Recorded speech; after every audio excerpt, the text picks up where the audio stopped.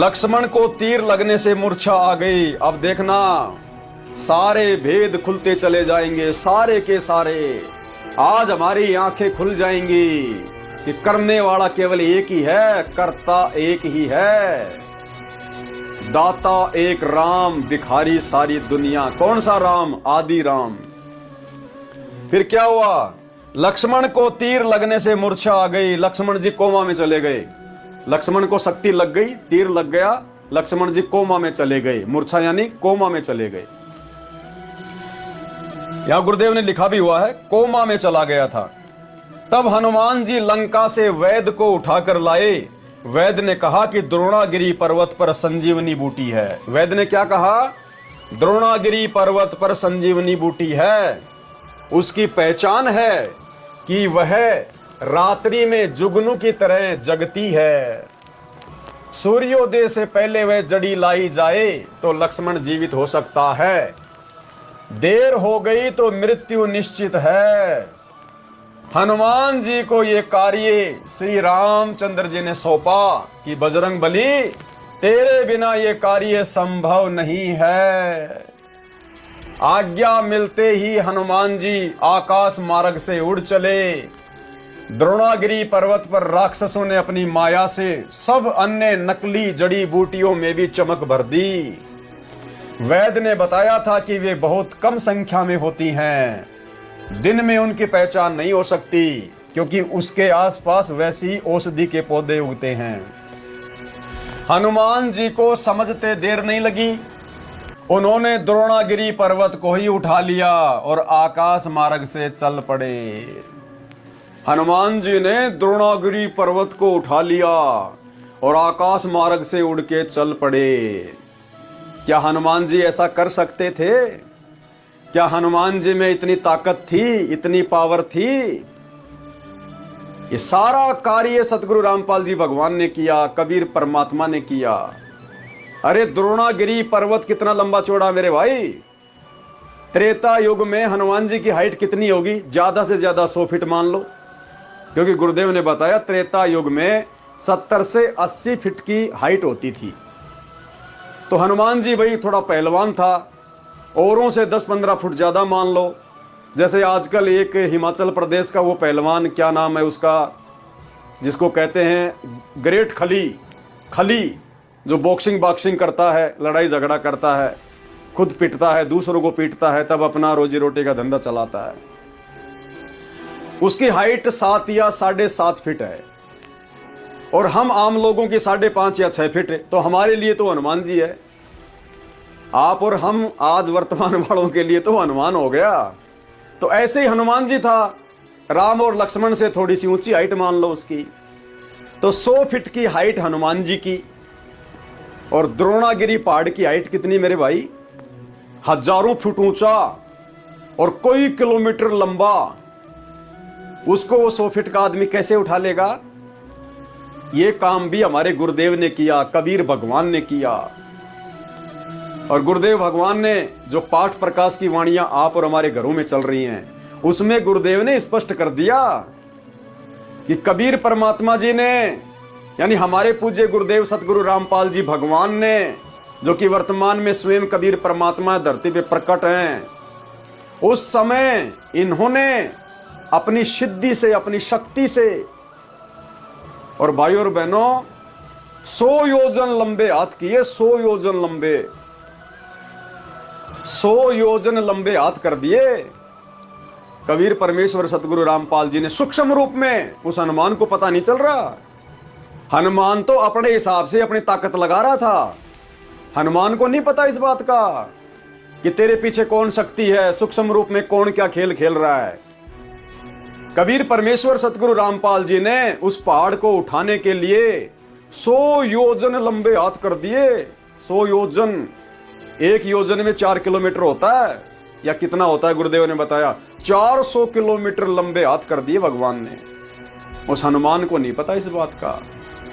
और ये जो हिसार जेल से ऑडियो आ रही है ना, इसमें परमात्मा ने वो भेद बताया कि वो कैसे किया। गुरुदेव ने बताया कि वो जो पहाड़ था ना, वो पहाड़ वो परमात्मा ने उठाया था, द्रोणागिरी पहाड़ है। हनुमान जी के बस की बात नहीं थी, वो तो बालक था, वो कभी पहाड़ उठा सकता है क्या? और गुरुदेव ने क्या कहा उस ऑडियो में, और आगे इसमें क्या लिखा हुआ है कि हनुमान जी के हाथों के ऊपर कबीर परमेश्वर जी ने सूक्ष्म रूप में अपने हाथ रख दिए, और हनुमान को लग रहा कि तू पहाड़ उठा रहा है, तेरे में इतनी पावर है। और कबीर परमेश्वर जी ने, हमारे पूज्य गुरुदेव भगवान ने हनुमान जी के हाथों पर सूक्ष्म रूप में अपने हाथ रखकर और फिर उस द्रोणागिरी पहाड़ को उठाया। हनुमान जी की 100 फीट की हाइट, हजारों फीट का द्रोणागिरी पहाड़, कई किलोमीटर लंबा। हनुमान जी में कितना वजन होगा? अरे उस समय 100 फीट की हाइट थी तो कितना वजन मान सकते हो आप हनुमान जी में? 100 क्विंटल वजन मान लो, ज्यादा से ज्यादा 100 क्विंटल वजन मान लो। तो भाई 100 क्विंटल का आदमी लाखों क्विंटल का पहाड़ कैसे उठा लेगा? तो ये सारा खेल गुरुदेव भगवान का किया हुआ है। सुनिए गुरुदेव का सत्संग। ग्रीव अंगद और सुग्रीव सब हनुमान हितकार, द्रोणागिरी को ले उड़ा लक्ष्मण के उपचार। बच्चों एक बात विचार करो, हनुमान जी ने पहाड़ उठा दिया, कितना बड़ा द्रोणागिरी उठाया जा सकता है? ये मूसल ठाक, ये सारा खेल दाता का था, वो भी उठा लिया और फिर उड़ के भी चल पड़ा। हाय हाय करे करा वैसाइया, मन में लहर उठा, दादू सिर दर्जीव के आप बगल हो जा। तो भाई और बहनों समझ में आ गया होगा कि सारा काम कौन कर रहा है। इसी प्रकार जैसे हनुमान जी को नहीं पता चला और गुप्त रूप में, साइलेंट रूप में सारा कार्य किसने किया? गुरुदेव भगवान ने। इसी प्रकार भाई और बहनों वर्तमान में सात संगति के माध्यम से जो वीडियो बनाए जा रहे हैं, गुरुदेव के कर कमल से लिखित गूढ़ रहस्य युक्त पुस्तकों के ये निष्कर्ष निकलकर सामने आ रहे हैं। ये मुझ 2 कोड़ी के जीव पवन दास की औकात नहीं है, इस मिट्टी के पुतले पवन दास की औकात नहीं है। हनुमान जी की तरह जैसे वो पहाड़ को उठाते हुए दिखाई दे रहे थे, इसी प्रकार ये बोलता हुआ तो पवन दास दिखाई दे रहा है। लेकिन भाई और बहनों सूक्ष्म रूप में कबीर परमेश्वर सतगुरु रामपाल जी भगवान ही ये शब्द बाहर निकलवाते हैं। अपने द्वारा लिखी गई गूढ़ रहस्य युक्त पुस्तक में छुपे हुए गूढ़ रहस्य भला मेरे जैसा 2 कोड़ी का मिट्टी का पुतला कैसे आपको समझा देगा, और कैसे मैं समझ लूंगा? ये 2012 से लिखी हुई है, अभी 2 महीने से हमारे दिमाग में बातें क्यों आई हैं? आज से पहले क्यों नहीं आई ये बातें? हमारे दिमाग में तो ये भी नहीं आया कि क्या गुरुदेव ने अपनी पुस्तकों में ऐसे ऐसे रहस्य छुपा रखे हैं। तो भला उन रहस्यों को हम क्या जानेंगे, क्या हम उनका निष्कर्ष निकालेंगे? तो करे करावे साइया, मन में लहर उठा, दादू सिर धर जीव के आप बगल हो जा। मुझे तो अपनी औकात का पता है भाई, अच्छे से पता है मुझे तो भाई और बहनों ठीक इसी प्रकार वीडियो बनाता हुआ मैं दिखाई दे रहा हूं, सब कुछ करता हुआ आप लोगों को दिखाई दे रहा हूं। मुझे भी यही लग रहा है कि मैं कर रहा हूं, जैसे हनुमान जी को लग रहा था कि मैं कर रहा हूं, मैं उठा रहा हूं पहाड़। लेकिन भाई और बहनों आज आप और हमें तो परमात्मा ने इतनी समझ दे दी कि आप और हमारी कोई औकात नहीं है। तो बैकग्राउंड में सूक्ष्म रूप में सतगुरु रामपाल जी भगवान जब ये दास ये वीडियो बनाता है, उस समय भाई और बहनों परमात्मा दास के साथ में ही रहते हैं। इसी कमरे में, जिस कमरे में भगवान का बेड लगा हुआ है, इसी कमरे में दास वीडियो बनाता है। तो परमेश्वर की उपस्थिति और उनके विशेष आशीर्वाद के बिना एक शब्द के ऊपर भी निष्कर्ष नहीं निकाला जा सकता। एक शब्द के ऊपर भी। एक बात बताइए, ये वेदों का ज्ञान किसने दिया? कबीर परमात्मा ने। अरे वेद काल को परमात्मा ने दिए ना। और गीता का ज्ञान ये भी कबीर परमात्मा ने दिया। आज तक कोई साधु संत महात्मा शंकराचार्य, कोई संस्कृत का कीड़ा एक भी श्लोक का ढंग से कोई अनुवाद किया क्या? आज वर्तमान में उसी कबीर परमात्मा ने प्रकट होकर और उन गूढ़ रहस्यों का खुलासा किया जो कोड वर्ड में श्लोक हैं गीता वेद कुरान पुराण के। तो भला आज जब वही कबीर परमात्मा संत रूप में धरती पे प्रकट होकर अपने कर कमल से पुस्तक लिखेगा, तो ये पुस्तकें तो वेदों और गीता जी के श्लोकों से भी सैकड़ों गुना ज्यादा कठिन है। एक भगत भला इनको कैसे समझा देगा? क्या औकात है? तो ये सारा खेल सूक्ष्म रूप में गुरुदेव भगवान का है। आप और हमें तो फोकट की झूठी महिमा मिल रही है, फोकट की झूठी महिमा। लेकिन भाई दास वो नल और नील वाला काम नहीं कर सकता, क्योंकि परमात्मा ने पहले दास को ठोक बजा के तैयार किया है कि बेटा मैं करे तो मारिए, तू करे तो छूट बे, इस मार में होशियार बंदे गधा बने के ऊंट बे। कि अपनी औकात में रह के जैसा मैं कह रहा हूं चुपचाप खड़ा रह, बाकी काम मेरा है। जैसे हनुमान जी के हाथों पे हाथ रख के सूक्ष्म रूप में, और द्रोणागिरी जैसे पहाड़ को उठा दिया, जिस पहाड़ को ये काल नहीं उठा सकता। अगर काल इतना ही महाबली है तो समुद्र पे पुल बना देता, वो भी नहीं कर पाया।